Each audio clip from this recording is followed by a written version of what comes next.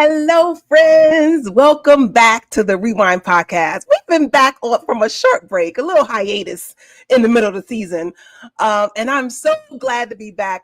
We are diving actually like the wheels have been moving at Christ Universal Temple because you dialed into the Rewind podcast, which is the podcast extension of Christ Universal Temple and part of our online outreach, the collective. And so I'm excited to be here. I'm Reverend Sheree. I'm the director of online ministry at CUT. So just wanted to come and we getting this thing going again. It has been wonderful to dive into this powerful series that we're in right now, Mind Plus Grind, which is based on the book by Gavin Jackson, Esquire, who we're going to talk to today. He's in the hot seat. The title of the text is Mind Plus Grind, A Thinker's Guide to Practical Spirituality. And so the series that we're in right now at Christ Universal Temple is all about mind and grind. And so the author is with us today, and I'm going to bring him in just a second. But before I do that, I want to make sure that while you're clicking in, I know it's been a minute, friends. Thank you so much for being here. That I want you to go ahead and like it. You're going to love it anyway. Just go ahead and like it. But share it right now. There's somebody who needs to hear what we're talking about today. This is a liberation message that we have for you. And I want to make sure that you're able to get as many people as you know to tap into what we have going on here. And I appreciate that in advance as we are amping up for this powerful lesson rewind. And so, yeah, I'll talk a little bit about where I've been, while we have had a bit of our hiatus, just a couple of weeks. But it's all good stuff. And I want to talk about that a little bit with Gavin. But in the meantime, if you're doing that, I appreciate that so much. If you're making sure that you're pressing this out, this is an outreach of the collective, the online ministry for Christ Universal Temple. And I appreciate you for helping us spread the word. We are growing together. All right. So without further ado, let me bring up the author of Mind Plus Grind and the minister this week who gave the lesson sermon. Yes, I said it, minister. Gavin Jackson. What's up, Gavin? Hey, Reverie. Hey, good to see you back. We've been missing you. We have been y'all too. You. I've been graduating people. Understood. I've been doing big things. Yes. It's been so great. I could do an entire rewind on my past few weeks. But it has been mind expanding, and I'm glad to be back here with this new mind as we go into Mind Plus Grind. Because I'm going to tell you, God is so good to me, and I needed this reset right now. And so I'm grateful for your lesson. I'm grateful for your text. And so before we dive into the lesson, I want to first say happy belated Father's Day. Thank you. Happy Father's Day to all the dads. You're not going to say it, so I want our listeners to know Reverend Ree's son has just graduated with, multiple degrees in college? He's a college graduate doing big things in this world, so I don't have to, make her be immodest. I'll be immodest for her. She's a proud mama, so congratulations to you. Congratulations to your amazing son. And so, yes, I think you deserved a little time off so that you could truly revel in that mommy accomplishment. Yeah, it is. Thank you so much for that. Yeah, it's been amazing. And I know you got two boys on the way to that path, and yes. It's amazing to see who they become and how they show up in the world. It's like watching a movie. A nervous movie, but it's right. with all the twists and turns. Right. Absolutely. So yeah, I thank you for that. Yeah, it's been great. And so I've been around the world a little bit. And so, like I said, I can talk about that another time, because what I want to dive into is your text. And I'm supposed to have it right here in front of me, and I don't, because like I said, I've been around the world. But let me say this, because this is not his new book. There's a new one coming, and I do want you to talk about your new one coming before we wrap out today. But Mind Plus Grind was written and released post-pandemic. Yes. Right. So tell me a little bit about Mind and Grind, A Thinker's Guide to Practical Christianity. Yeah. So really, this was a post-pandemic, really a pandemic writing. we all got sat down for a few weeks, some of us a few months, some of us a whole year back in 2020. And so I guess it was between about March and June, I was just at home, with my thoughts. We were doing some online spiritual training for a lot of our people, teaching our noon days as we do at Christ Universal Temple every day at noon Central Time. And I just said, you know what? I have these thoughts on how I use biblical truth, spiritual truth, and I use it in business. I use it as a business leader. I use it in entrepreneurship. And I said, you know what? I'm just going to get it all on paper. Wasn't planning to do it, but I just said, you know what? I'm just going to do it, put it together. Had to edit it down. It started out very long, Reverend Ree. It started out very long. And I said, no, I wouldn't read a book this long. And the growing version of myself is always the first student of my own lesson, if that makes sense. So I basically just wrote the book for a version of myself that could have used it before. Wrote it for my actual sons, who I think at the time were like 11 and 14. And now it's out there. And so it kind of sat and just kind of lingered for a while. And wonderful people like yourself, the Reverend Wells, said, no, I think it's time to let people know and really do a push on this book. So I'm very grateful that Reverend Dr. Wells, our spiritual leader, said, nope, we're going to teach Mind and Grind this June at Christ Universal Temple. Good. Yeah, I'm on another level right now. I'm on another level because there are brilliant people in my life who are not hiding, but who are not, understanding the value of the work that they do. And you are one of those people. You know how dope Mind and Grind is, but I'm talking about just the big idea and putting it back into action, because when you bring something to life, there is a relief that you have over it, and it's exciting in the beginning, but we forget that even our projects grow up, right? And so I feel like this is a part of the growing up process for Mind Plus Grind. So before I dive into the lesson, I want you to know, just so I'm in order, that you can get Mind Plus Grind on Amazon. Yes. And you should get one for a few people, because the dope thing about the book is that it's absolutely biblical truth, but it is applying that in your real life and specifically in business, because that's the whole essence behind Mind Plus Grind, is that you don't have to be so spiritual that you're not also prospering in what you're doing. And so I love the idea that they can come together. And I got a whole theory about the Mind Plus Grind. I know, you know what, people, some of the screenwriters will write a movie, then they'll watch people talk about their movie and break it apart, and they'll be like, I didn't even mean that. Like I didn't write that in there, but I got a whole deduction of what Mind Plus Grind is in my mind. I'll share that with you for book 2. Gotcha. I love it. But so this was a powerful message. We're winding on just this past Sunday, June 15th. And the title of the lesson was Papa Don't Take No Mess. All right. So we rolling with Papa Don't Take No Mess. And what I want to do, I'm just gonna open with the clip. But before I do that, because Reverend Wells has opened the series during my hiatus, is there, in terms of the intention setting behind Mind Plus Grind, what would you say is like your greatest intention for spotlighting the text to the community right now? I mean, really, it's to take your spirituality with you everywhere you go. You're on vacation, you take it with you. You're ordering food at the restaurant, take your prayer work with you.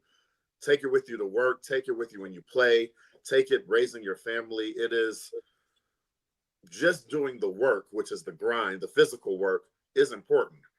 But you have to absolutely pair that with an elevated state of mind, just for elevated experiences in your life. So if it's one thing, there's two sides to the coin. And I want you to use both sides. I want you to use your elevated consciousness and also move your feet. And I think that this particular lesson, because Father's Day is a really, really interesting day. I always say interesting. Because Mother's Day can be interesting, but if you just go to the restaurants, you can see that Father's Day and Mother's Day are not equal in terms of how people celebrate, right? No problems getting reservations this Sunday. You don't even need a reservation. You can just walk in. Right. You can just walk in. And I got some, I think some of that is because moms cook, right? Moms usually cook, but the thing that I thought you did really well was talk about Father's Day in several different levels, right? So it's managing and dealing with, from a very spiritual space, the relationship that you have with your father, and understanding and naming that good. And then I think that then to take that and say, okay, I just see that as a jump off point, right? That your relationship with your father, for some people, it can be their stopping point, meaning that my father wasn't present, and so my life has been less than because of that.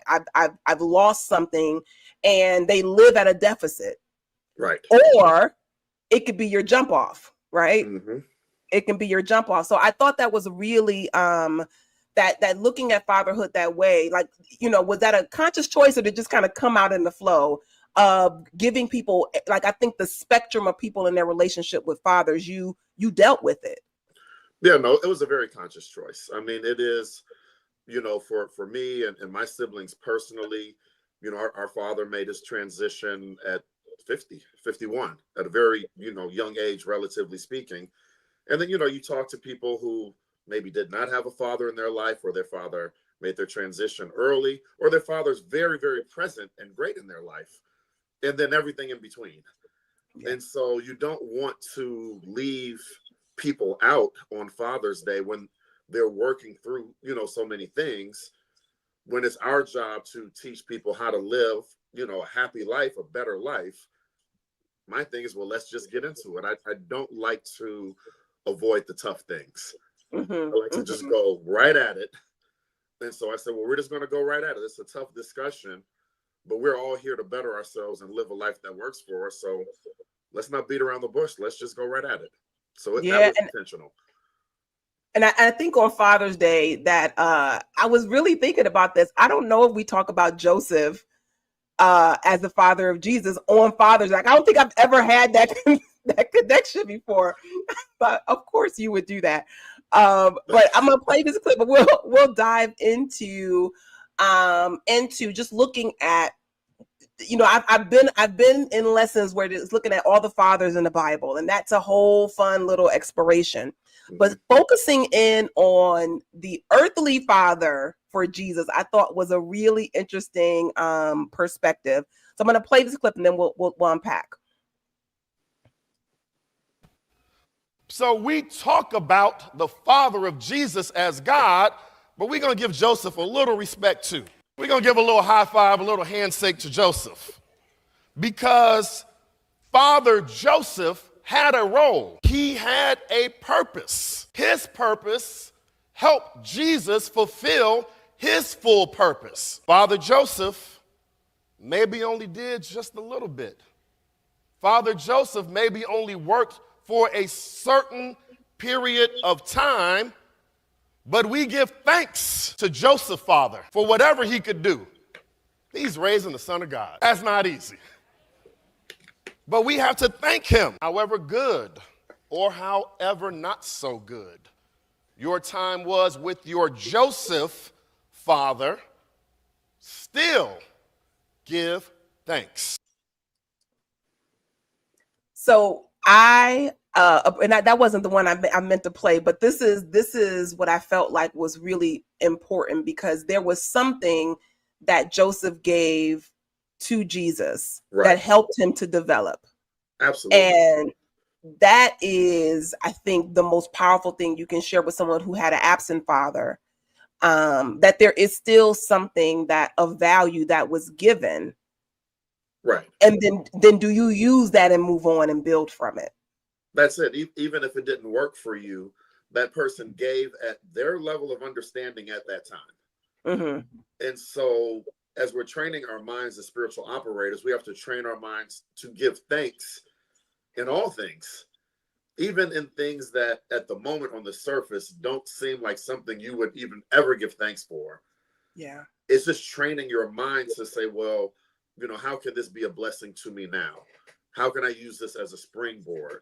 How can I use this to avoid other pitfalls in my life, on and on and on. And when you look at Joseph in the Bible does describes Jesus as son of a carpenter early in his life, before he's 12 years old. So in that time, that means that he learned a trade from his father, because, you know, there weren't schools and trade schools. You did whatever your father did. So that means that at some point he did sit down with him, taught him how to do a trade. He's the breadwinner in the house, so the food that he was eating as a baby came from Joseph. The payment for the house came from Joseph. We just can't throw him aside, as we know that Jesus is the divine Son of God. We can't just throw Joseph aside. And so I just wanted to bring that up, you know, in the context of Father's Day. Yeah, I think that's really, I mean, and I think that needed to be said. It made me think about when I was growing up down south. I didn't grow up down south, but we would go down south in the summer. My grandmother and my grandfather had this thing about children being active. Like, are you washing walls, or like, because that was it. You were a part, and mind you, there was no need for all of that at that point, but that was still their mentality. So that I love to read and do puzzles and all that was like, this is the laziest person on 2 feet I've ever met before. Right. There's a letting someone discover themselves that had to happen with Joseph, because Jesus studied, right? At a time when children worked. Yep. Children work. So at some point he got the opportunity to study. So I thought about that. And again, another opportunity to give Joseph some props. I wanted to give Joseph that. Yeah, I appreciated that. And then at the same time, to look at your, like it made me think, what did my father give me? You know, because my relationship with my father, it just depends on what story I want to tell, right? Because I got a lot of different kind of stories, but I think about what he gave me, and I've been doing this spiritual work for a while, and I have pointed it at my father quite a bit, and realized that the gifts, even wrapped in the package of inconsistency, even wrapped in the package of his own inner turmoil, like even wrapped in because the gifts came, some of them came to me that way. They also came with complete adoration. They came with, you know, I did move in the world as if I could do no wrong, because, you know, I was a baby doll, you know what I mean? So there was all of those gifts given. And so what I can choose to do is I can choose to only unwrap one and call it like, this hurt me, or this caused me not to flourish in some way. But as I began to own my experience, I realized that you can frame these things in ways and to see the gifts in them, to see the good and the purpose in them. And that your lesson stoked a lot of that in me again. And that's it. You know, at the end of the day, we want, you know, it's about practical spirituality. I do not believe in spirituality that just stays on the shelf, that just stays in the books, you know, that stays in sayings and poems and prayers. How can it actually help other people and help myself in the moment? And so that's kind of how I went into the lesson. Like, you know, we're going to help some people today. And you said that there was that, let me see, let me think if I want to play this clip. I may want to just play the clip. Let me play this one, and we'll talk about, because I think that, again, you came real direct with what your intention was, what you wanted people to walk away with. Yeah, let's do this one. I want you to receive on this Father's Day, for however short or however long your time was with your Joseph father, your earthly father, give thanks. Ever you may have received, not received, are still receiving from your Joseph father, give thanks for that experience. It has its purpose. Let it have its full effect in and through you. Don't let it hold you back and hold you down. That's why we try to get beyond the Joseph father at some point in your life. So this is the whole thing right here. You said we try to get beyond the Joseph father. That I feel like, I don't know if like you really could have just stopped there and just had everybody, all right, let's get beyond the Joseph father, beyond your earthly father. Right. Because at some point you gotta move on. You have to. And I want that I'm a father. I'm an earthly father of 2 sons. I believe, very, very, very present in their lives, probably more than they would like. Probably like, I want to hear from you today, Dad. But for them, my aspiration for them is to get beyond me, to have an understanding of who is their true source of life, who is their true source of money, who's their true source of health, not me, their Joseph father. And once they get past that, maybe they turn around and they teach me something new. Yeah. Maybe they care for me. Maybe they make sure I'm okay. So even as a father now, I want my own physical sons to get beyond me, to have an elevation in mind to whatever I've harped on about, however much I'm going to harp on it, come to your own understanding of who you are and whose you are.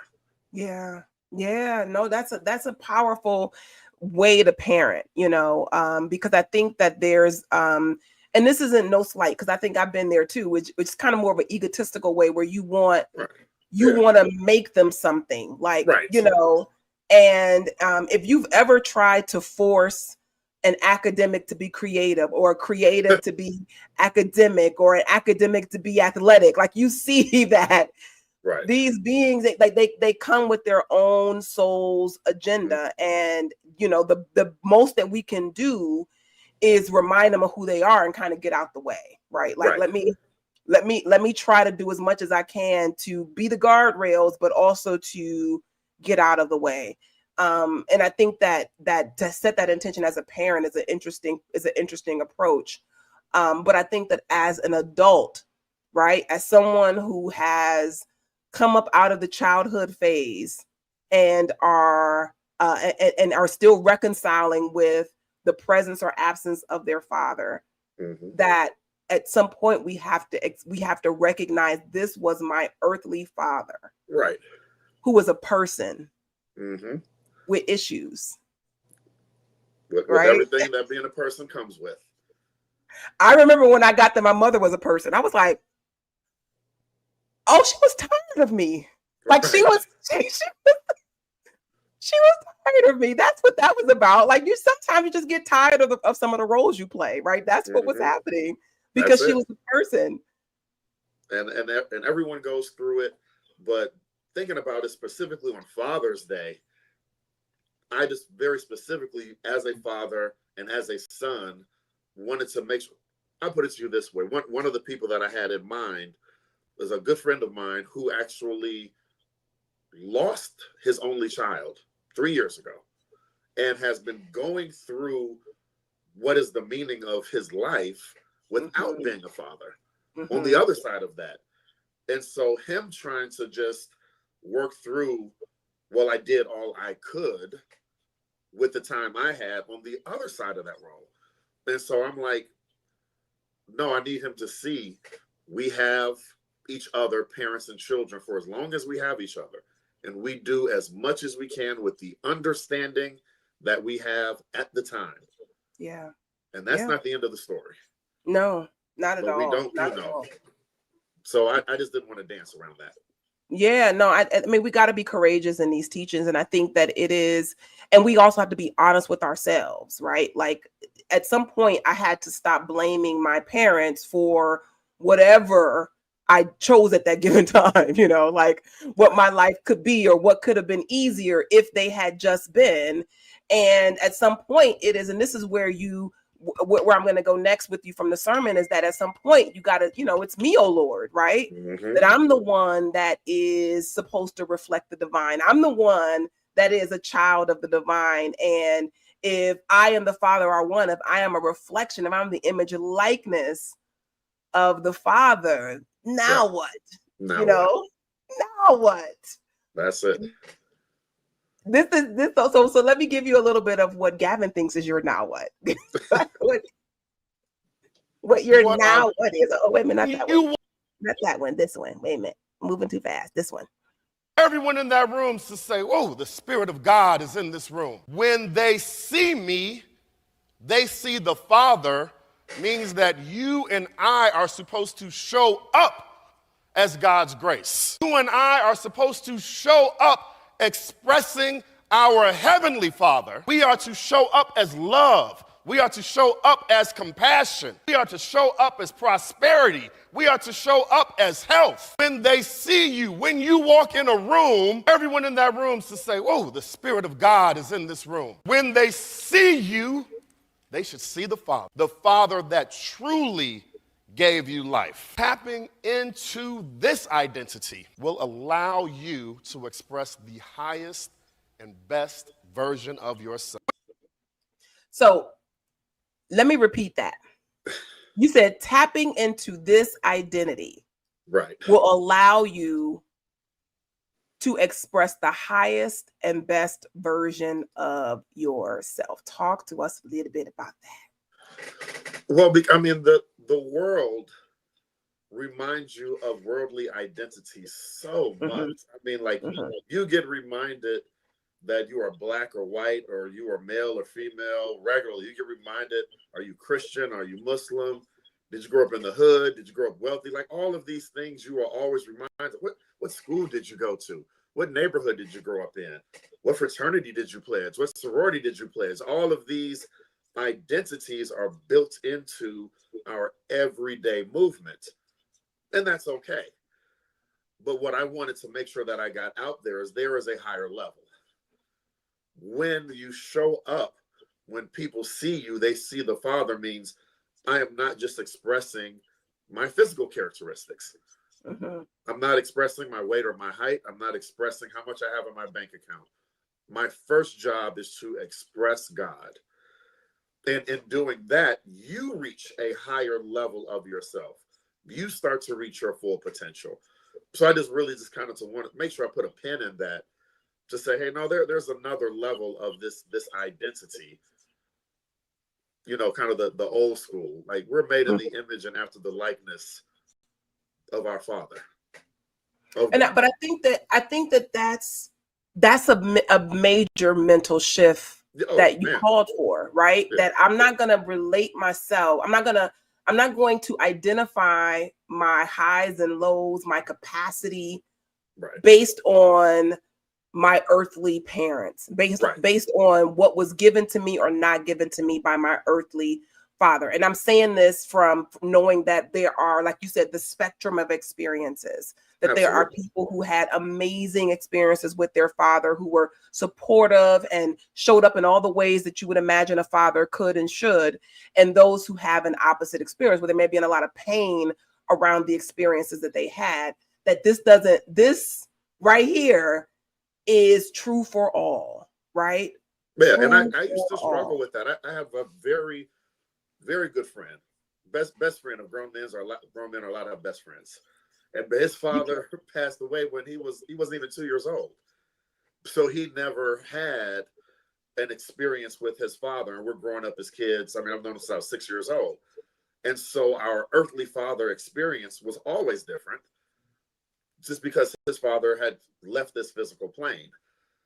But at a point, he moved past that to just always try to be a good person. I'd put it like that, because I'm not saying he's super religious, but always shows up as someone that's a helping hand, always shows up with care and empathy. So then you get to see, well, there's another way you can identify yourself that is beyond whatever your earthly parentage is. And there is power in that, Ree. There's power in it. It's freedom in it. But like he's not shackled by what he had or didn't have for a certain period of his life, because his self-identity isn't so attached to it that he's limited by whatever that is, good, bad, or indifferent. And that's the challenge with a powerful influence in your life, right? Is that you're in relationship with the image, right? Like I have an image, and this is the way that I'm going to show up based on what I think about that image. Right. And so in one way, right, though I think that I'm sure he went through his own experiences of trying to reconcile not having a physical father that he could relate to, right? Right. But then he got to make it up. Like he got to make up this figment of like, what do I need? Who do I want to become? And it wasn't based on somebody else. Like that's an interesting freedom, right? Like we all have to get there because like you said, right? When they see you, they should see the Father who truly gave you life, right? When Absolutely. they see you, they should see God. And so all the things that you can release in order for them to see who you really are, that's what our intention is. That's what our intention is. When that's Dot said, when they see you, then they see me, they see God. That's it. Right? Hey, Dot.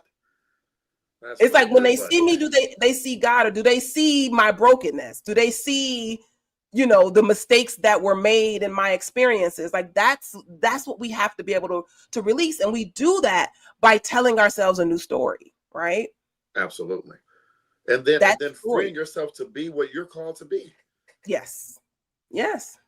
Like my earthly father would never, well, I wouldn't say would never. I cannot imagine him being like, yeah, Gavin, I want you to teach spirituality.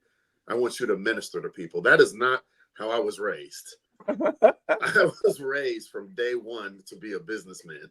And every lesson that I got, riding in the car, talking over dinner, watching games, was about business, business, business.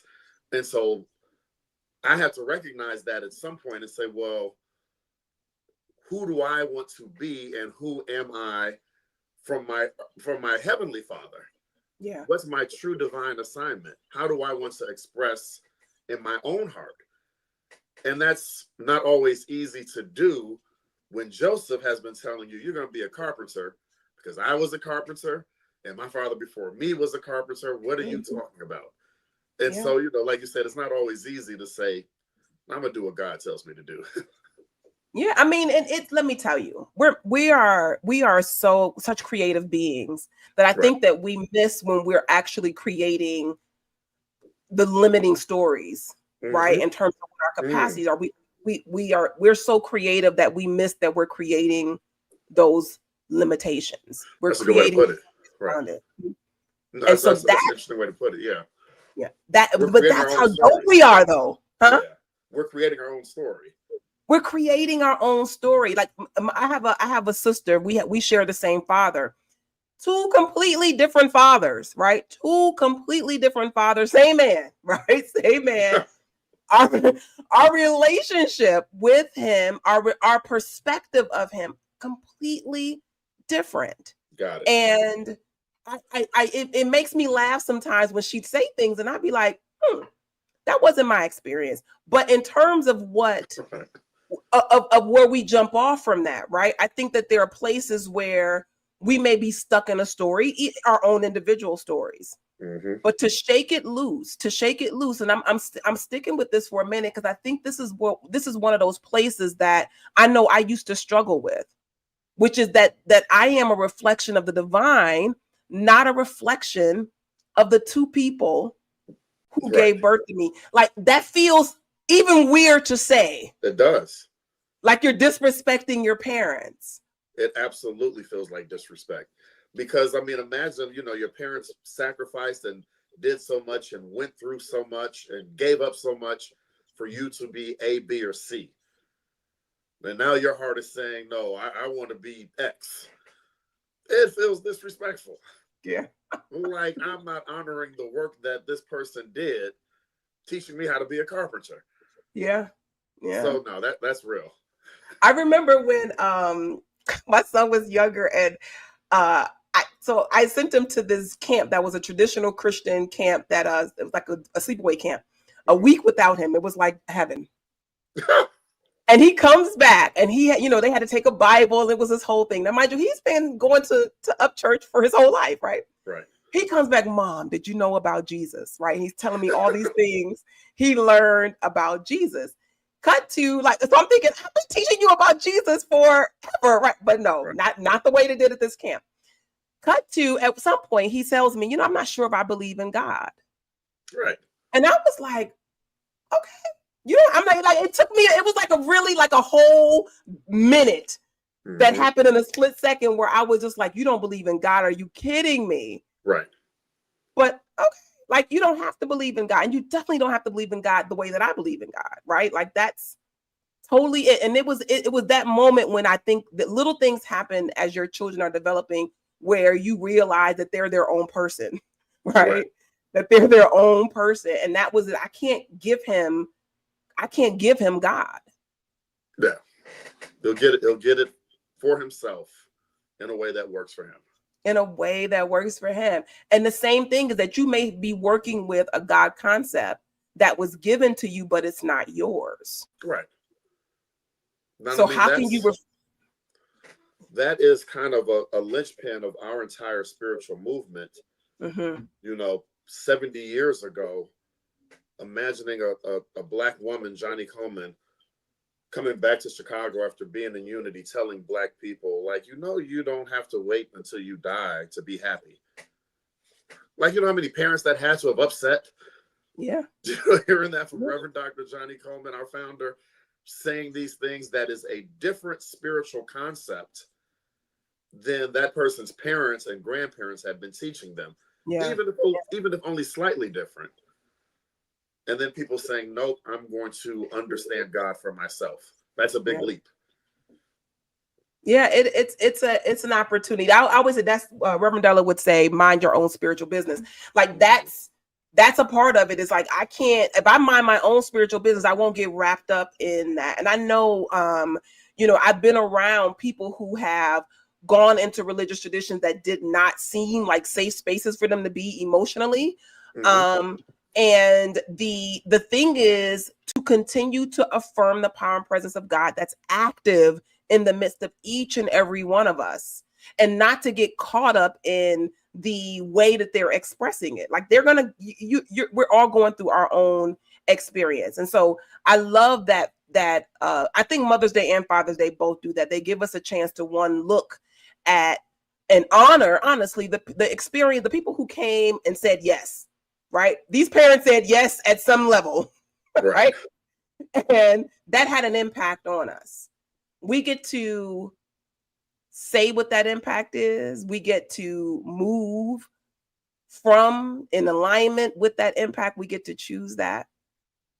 And you talk about the jump, for me, I call it the jump off space. The jump off space that you went to was more around, for me, about if I recognize that I'm supposed to emanate the Father, I'm supposed to be like God. And now let's talk to the grind part, right? Now we take it into the grind part, which is now you got to take that out into your life. Absolutely. So how do you live that? And you talked about Frederick Douglass as literally the one with, I didn't know that he had said that was his saying, that one with God is a majority. Yep, he is attributed with that quote from the originator of that quote. That I don't even know. That's one of the things I think I might have said. Is that in the Bible? One with God is a majority, and I think that's. I want you to talk just a little bit about how that works in your, let's say, in a business setting, right? How do you take, now that I'm supposed to be like my Father God, right? And what do I do with that when I am in a business meeting, right? Well, it's very useful when you come into a situation where, at least in fact, the odds are against you, right? So we just talked about your amazing son graduating from college. When he's applying to college or applying to jobs, they're always telling you, like, oh, only 1 in 5 that apply to this school get accepted. Yeah. They're only accepting, 2% of this. My very first internship in Wall Street, the first meeting was, we are only hiring 50% of you. They just set up a competitive environment out the gate. And it is helpful for us as spiritual operators to say, forget the odds you're telling me. My chances are always in the majority because I am one with God. Like, I'm going to testify for myself. The chances are good for me Right. Because I am working with one that maybe you don't understand, but that's what I'm working with here. I'm not working with your odds. I'm not working with your understanding. I'm working with my understanding. And so that's how you can use it in negotiations and offering and purchase, an offering to buy companies, which I've done before. You got to take it with you. And I think that you got to know it's okay to take it with you. You got to get comfortable with it. You don't have to light a candle and pull out beads in the middle of the meeting. You got to know. But I tell you, I've blessed people shaking their hand. Mm-hmm, mm-hmm. People coming to shake my hand and they think they're my opponent. And when I'm touching them, I am praying for everything to work out for both. But they don't know I'm laying hands on them. They think they're just shaking my hand. Nope, I'm touching the table. I'm blessing the table. When I shake your hand, I'm blessing you and your family.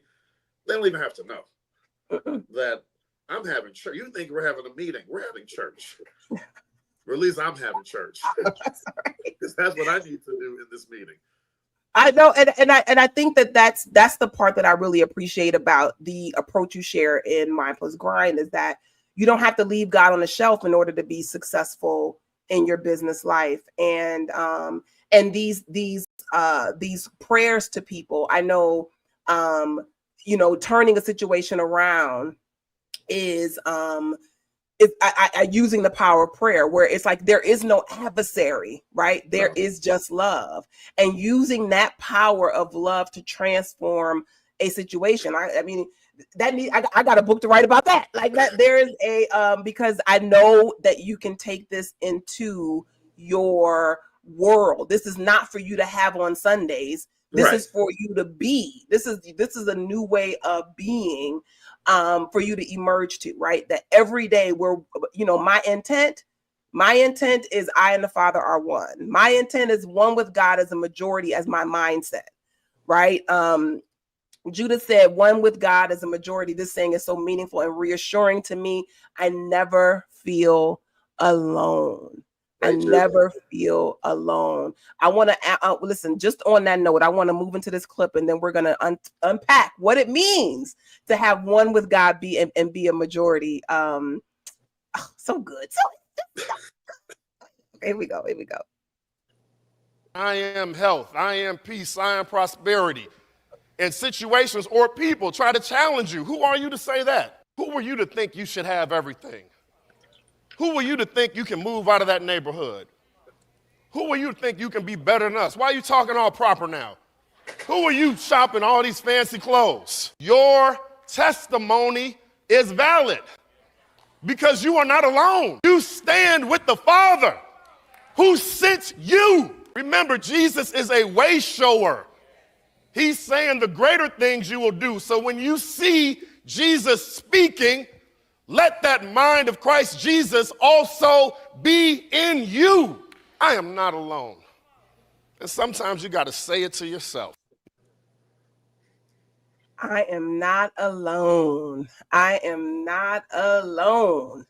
It's a helpful refrain. It's a helpful refrain. Yeah.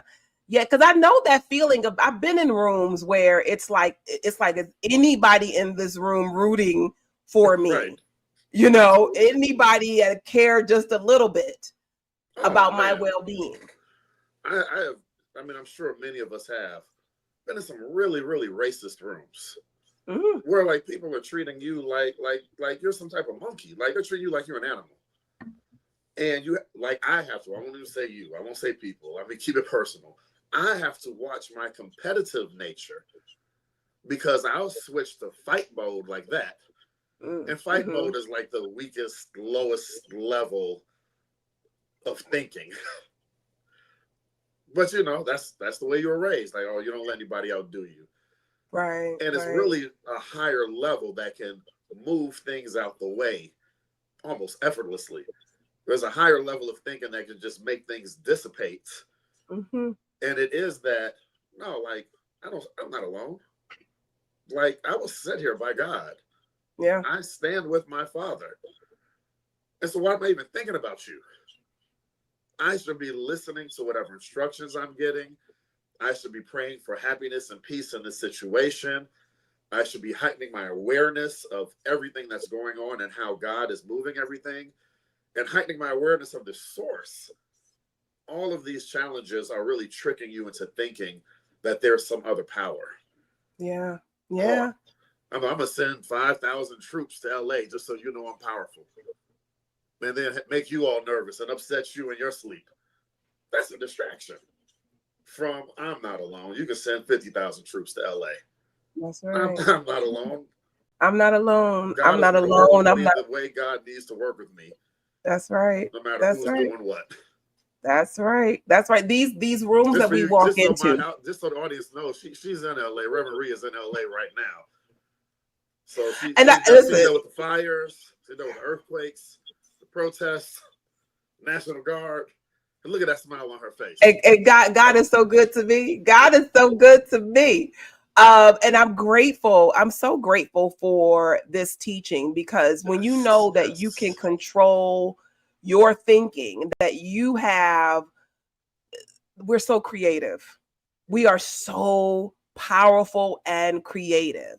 And sometimes we think that my big metaphor is that we set the temperature, but sometimes we think that we are just given, we think that we're thermometers, but we really set the temperature. Okay.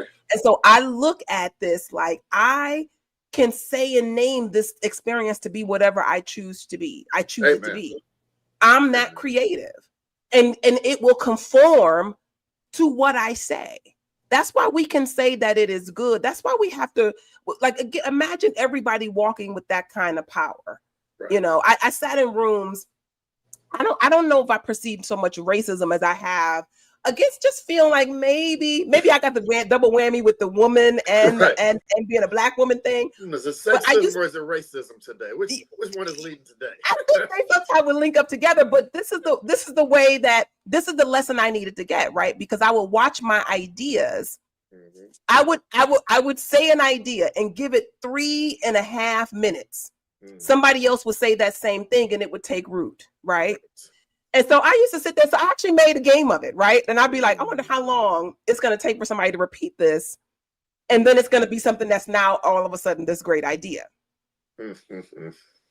And that happened until I began to value my own ideas, right? Okay. I began to value my own, what I had to say, right? And I went through my phases where I would say, I'm going to plant the seed out here. I'm sure it'll take root in a few minutes. And I would literally introduce an idea like that, right? That. That's my fight. That's the way I'm going to plant this seed. I'm sure it'll take root. Look, you guys may need a few minutes to chew on this one, but then I know somebody else is going to grab it, right? I would just say it like that and say what I had to say. That's me fighting. But yes. Once I recognize the power of who I am and that my ideas are fruitful, that my ideas are valuable, I didn't have to do anything differently. I didn't have to go and change anything. But my environment conformed to me knowing who I am. That's the power of what we are teaching. Shamika said that when you understand your power, you can operate in that way in day-to-day life. You can absolutely do that. That's it. Thank you, Shamika. Yeah, it is important that we get the practical nature of this truth, that we're not just meant to know and be able to repeat. I honestly, Reverie is saying this, y'all can go and tell it. I don't care if you know a word of the Bible. I don't care if you can't repeat a verse. Okay, they got apps for that. But when you sit in a space and it appears that you are in a victim space, when it appears that you are not being supported, if in that moment you can grab on to that I and the Father are one, that I am not alone, that I'm powerful because of who I am, not because of what they say. Like the teaching is winning. The teaching is winning in those spaces. And it's a practical trick because I mean, scripture is so vast that you can kind of get washed in it. And I think it's helpful for, people, what statement am I going to take with me for just this week? And if you can't take it with you for a week, take it with you for a day. If you can't take it for a day, take it for an hour. And it could just be something as simple as I am the Father are one. I do not stand alone. Mm-hmm. Whatever. Mm-hmm. And And that's all you have to take. You don't have to take every chapter and verse. I'm taking this one line with me today to work, to visit the parents, to visit the whatever. And then you will start to see, you will build an arsenal of truth to bring with you so that you're not going out in the world, naked without your truth, just out there being pushed around by whatever quote unquote facts people are giving you. Right. So don't let the whole people quoting all sorts of scriptures and verses, but they can't feed themselves. They're never happy. They're always complaining. Well, what's the use in that? Yeah. We're practical here. Listen, it's about, if you can't use it, right. What are you doing? What are we doing? There's a one, you pulled the lyric out of one of my favorite songs, so I had to bring that out here. Because Jill Scott is absolutely an apostle, right? Like just let's just call it what it is. Modern day truth sayer. And what she said is, I'm taking my freedom. That line by itself could end it, right? Like, that's taking my freedom.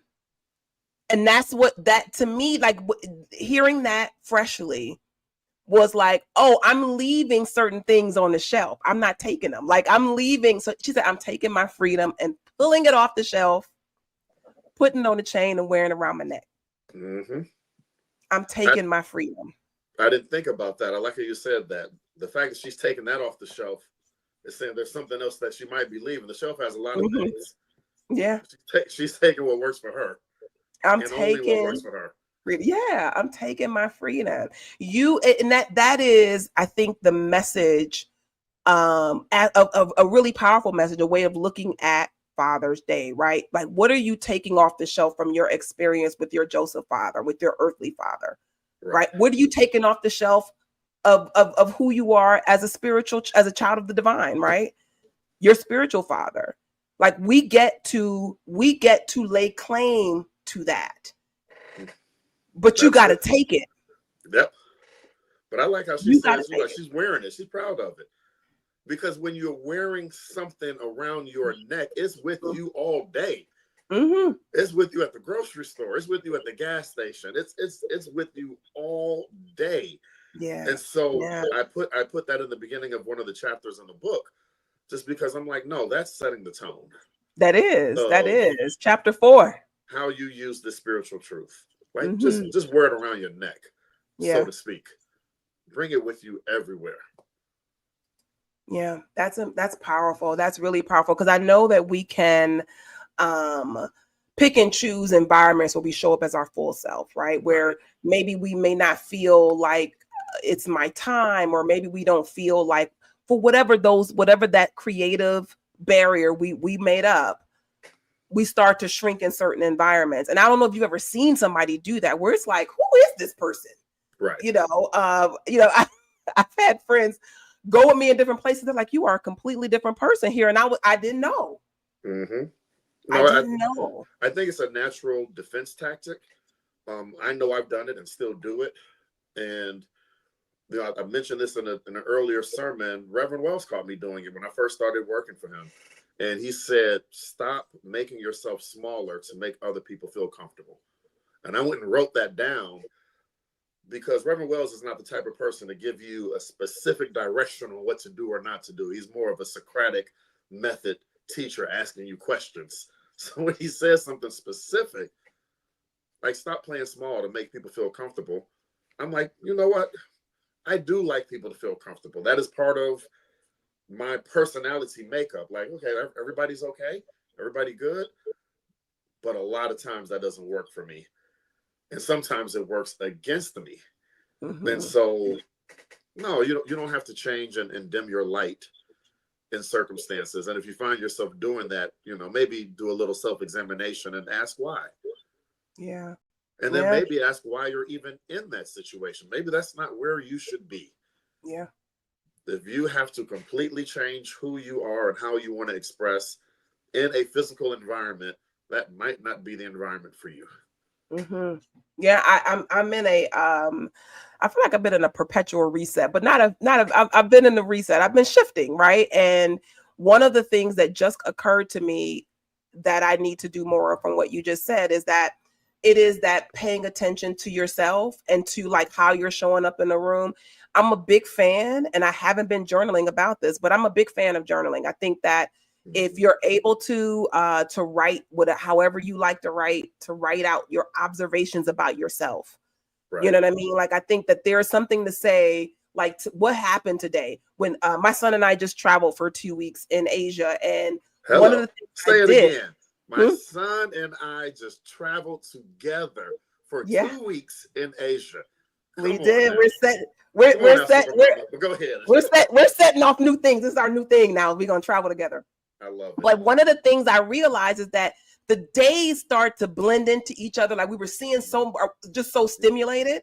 And I don't know if you've ever been in a space where everybody is speaking a different language around you. And there is English is everywhere, but there's also just like 2 or 3 other languages always, and English is the small one, Mm-hmm. And at one point it was so stimulating, and then it wasn't. Right. So all of this coming at me. One of the things I decided to do was just to write what we did every day. Okay. Right. Just so that I can say, today, this is what we did. Sometimes I wrote what we ate.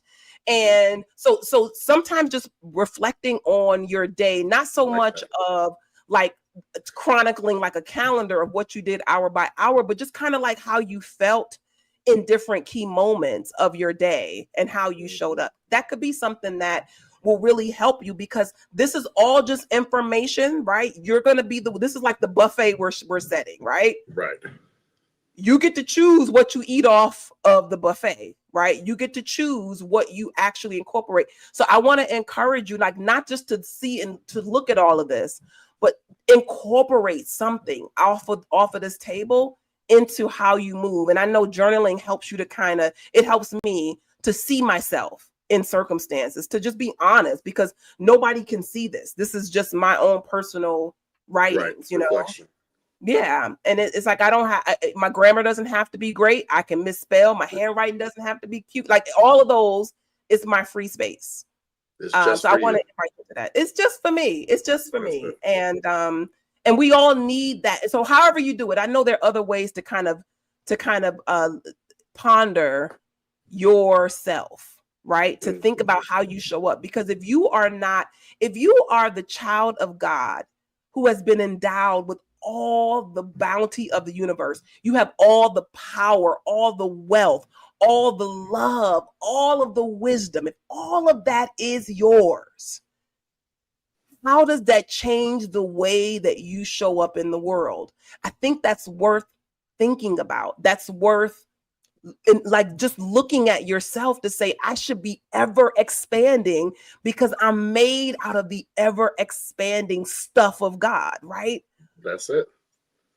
And you got to ponder yourself for that. You got to take a moment. Like, it just helped me to reorganize a little bit, because I think that that's been a missing ingredient in the past few months. Well, so what you're saying is that I should just fly to Asia for 2 weeks. Is that the lesson? That'll do it. I got you. I'm messing with you. No, that'll do it. Fly to Asia for 2 weeks.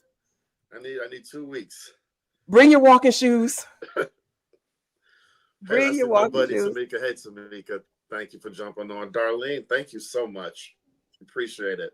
So good to see my spiritual family up here. Yeah. And listen. It's a very, very loving community. The collective is growing little bit by little bit, growing gradually and exponentially each and every time that we show up for one another.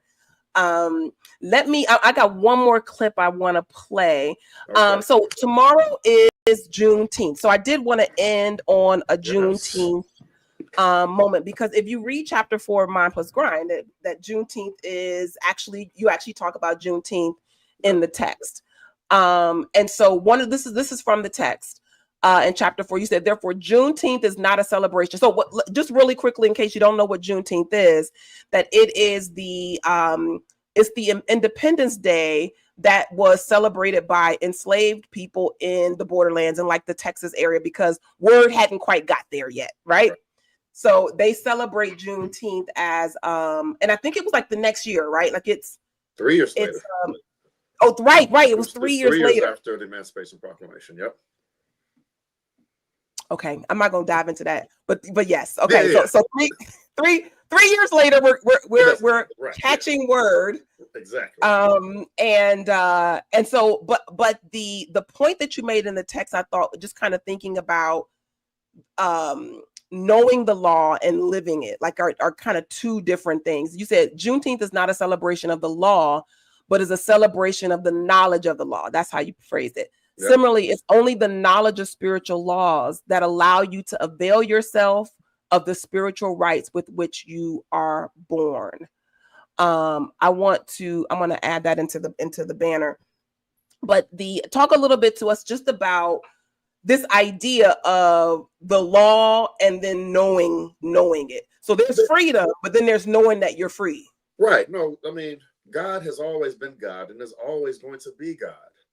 And God has already done what God is going to do. It is how aware are we of what we are and what we should have. Mm-hmm. And the further that awareness is, or that consciousness is, then you can live within the rights, the spiritual rights that are already endowed upon you. So in Juneteenth, the slaves that were in Texas and what is now Oklahoma, once they started to find out, wait a minute, y'all can't legally do this anymore. It wasn't even just the Union generals and soldiers freeing them. There were a lot of revolts. It was just the knowledge of this has changed. There is a new law of the land. No, I'm going to be able to live in accordance with this new law because now I'm aware of it. And so I was just making a parallel of, as we as a spiritual community learn more and more about who we are and whose we are by spiritual law, revolutions take place within our own souls. You know, there's a breaking of bondage that takes place in our own spirit and being, because now you know. Like once I have truly ingested the idea that I deserve to be happy, it is a lot more difficult for situations and circumstances to force me to be unhappy, because now I know better. So that was kind of the point I was trying to put out there. Yeah, it's so I think about this with people who are introduced to new thought or positive thinking or the power of affirmations, and you can say, I am health, I am healthy, right? And not have an experience of greater health, right? You're not having that experience, because I think that it's just to say it, but then to know that health is not an outward expression, right? It's an inner knowingness that then begins to really be how you are expressing health, right? It's the inner knowingness. And so I wanted to end kind of on that liberation message, because that's truly the message that lets us free, because I know the frustration of, I've been working these principles, right? I know the frustration. My life hasn't changed, and I'm struggling with money, and I have been, speaking the word of truth. And I don't understand why this isn't working. People will give up on this way of living because they don't find that they're getting the results that they want. And it's this subtle shift that you shared here about that. Like Juneteenth is the perfect metaphor for that. It is not just saying that there's the law there, but do I know it? Yes. And so I think we should use, as a spiritual community, use tomorrow to remind yourself who you are. Like, just use it as an annual holiday of spiritual emancipation. An annual holiday of let me just remind myself of what I deserve by right. Because what that does is it shifts your attention on how to get it. When the slaves were told, man, they can't do this legally anymore, I'm sure they thought about escaping before, but now you're really looking. Yeah. When does the master sleep? When is it going to be a full moon? Who's going to help us? How can we pack this food? Now the intellectual mind is attached to the freedom mind, and it sees other opportunities that didn't exist before. So when your intellectual mind attaches to that spiritual mind that knows you're supposed to have it, you will see things that you would have never seen before, because now it's hit your soul that you deserve it, that you're supposed to have it. And then you can watch how it works. Yeah. I love a new intention behind a holiday, because I love holidays. So I do. I'm a holiday person because you get to assign meaning to it, right? I love, You get to assign a meaning to it. Yeah. So I love that as a true liberation, a spiritual liberation day. And so as we move into this, wherever you are in the world, right? Because the history of it is one aspect. Right. But I love the charge you just gave to think about that as your spiritual liberation day. Right. And I think that even maybe today in preparation, what are you in bondage to? Like what thought, what fear, what experience, what parental figure, right, are you in bondage to? And just acknowledge that today and allow yourself to be free. I like the dawn of a new day, right? So you can wake up tomorrow and say, I'm done with that. Yes. I'm done with that. I'm ready to be free. And I declare my freedom. I'm taking my freedom. Taking it. Amen. I'm taking my freedom. Thank you. Thank you.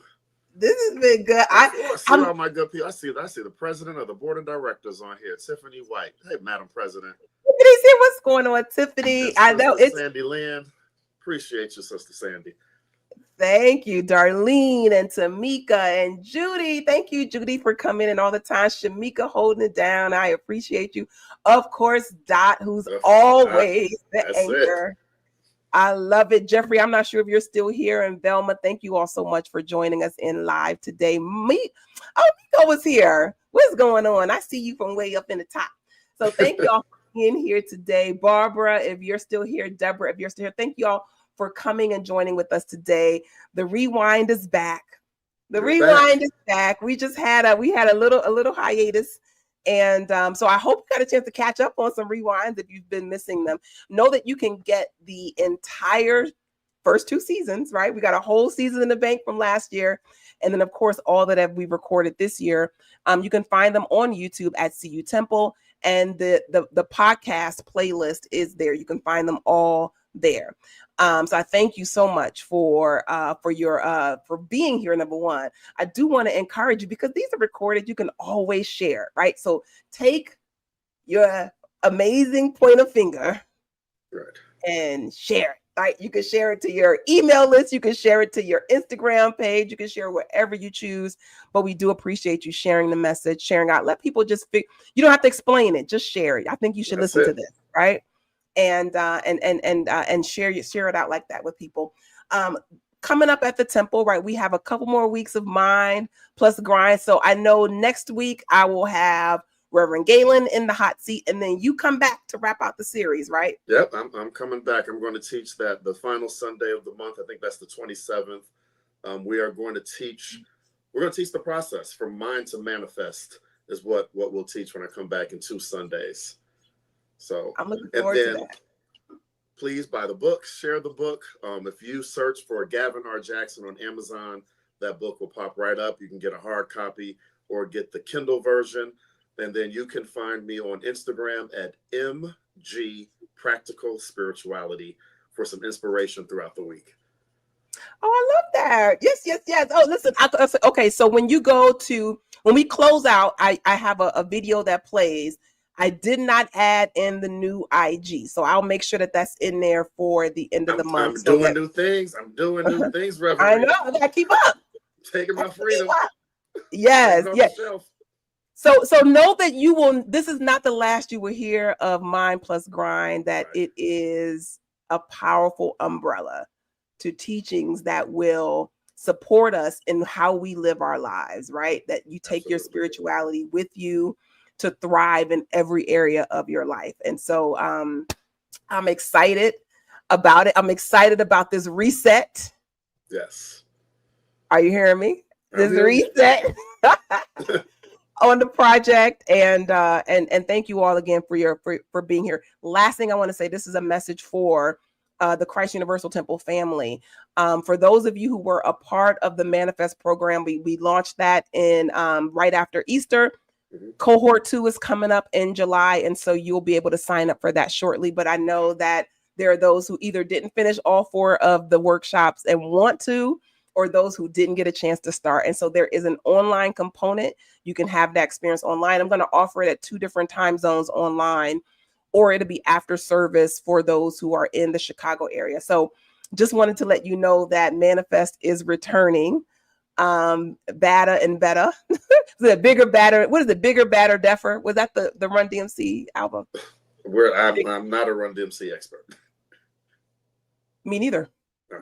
Me neither. Yeah, but anyway, it'll be back. It'll be back bigger and better. And so I appreciate that. If you don't know what Manifest is, you can go to manifest.cutemple.org and just take a peek at the program that just wrapped up and jump in for the next cohort. Thank you again, Gavin. This has been a joy. Thanks for having me. Good food, good spiritual food. Anything you want to say before I wrap out?